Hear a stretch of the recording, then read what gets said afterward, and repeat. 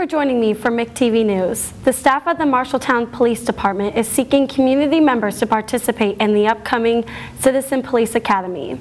McTV News had a chance to talk with Captain Brian Patterson about the academy.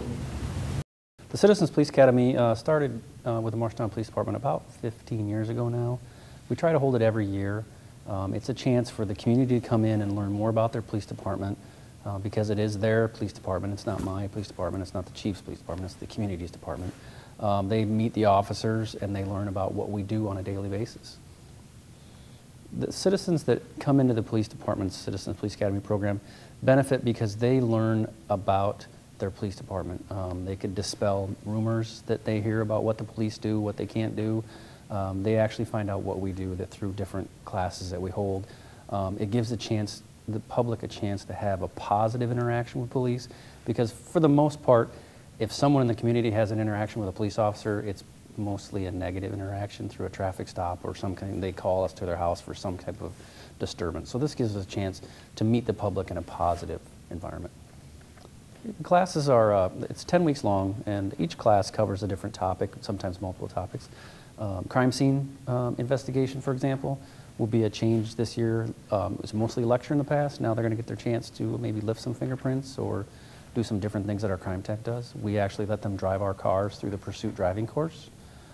We teach them about firearms and we give them an opportunity to shoot those firearms. And we talk about field sobriety.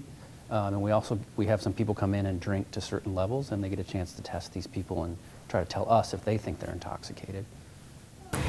Thanks to Captain Patterson for that report. Our next story takes us to the great outdoors, where we join Todd Reed, a local fishing pro who has been enjoying the cold weather here in Iowa. Ice fishing is not just a sport for Todd Reed, it's a passion. Todd's daytime job is an elementary school teacher at Rogers Elementary School. However, when the weekend rolls around, you will find Todd on the frozen lake or pond. Out here on Rock Creek Lake, I brought my good friend here with me. I'm Chad Pedig. Both from Marshalltown. Rock Creek Lake's just south of Marshalltown, about 20 minutes. We came down this morning to see if we could find some bluegills and crappies to catch through the ice. This lake is known for its panfish population, as well as bass, catfish, and there's even a few walleye roaming around as well.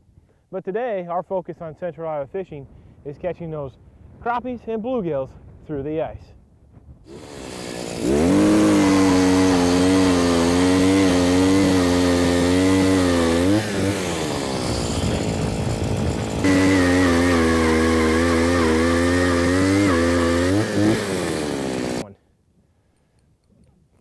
Yeah, this is a good fish. Whoa. Whoa. This is a good fish. I do not know what it is, but it's a good one. It's the hardest pulling one I've seen today. Could be a bass or walleye, maybe. Oh my gosh. That is humongous. Wow, look at that crappie. That's a giant, folks. Oh my gosh. That is a giant. An absolute giant crappie. A black crappie. Wow. That is a giant. That's a giant for any lake, especially right here in central Iowa. That fish is, oh boy, that one is about 13.5 inches. What a giant. What a beaut. I'm going to put her back down in the hole so she can make some more. That's too big to keep. That might sound silly to some, but those are the big ones that make lots more. That giant is going back for another day. Wow.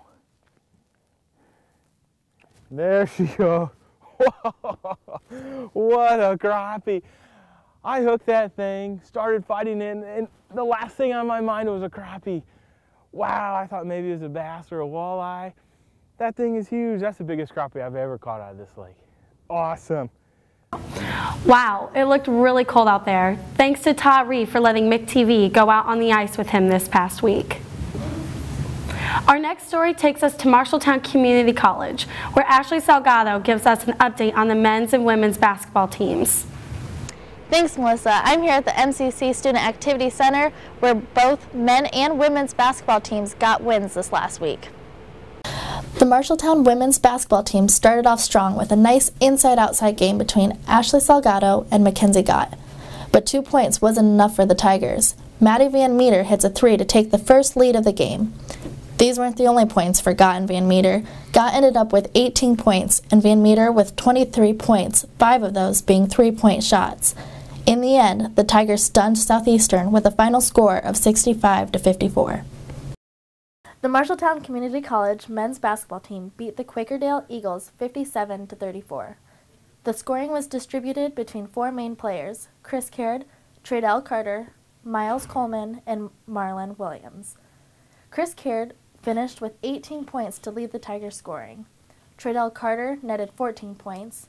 Miles Coleman and Marlon Williams added 12 points each to help the Tiger win. That's all for the MCC's basketball teams. Until next time, back to you, Melissa. Thanks, Ashley, for that report, and thank you for watching McTV News. See you next time.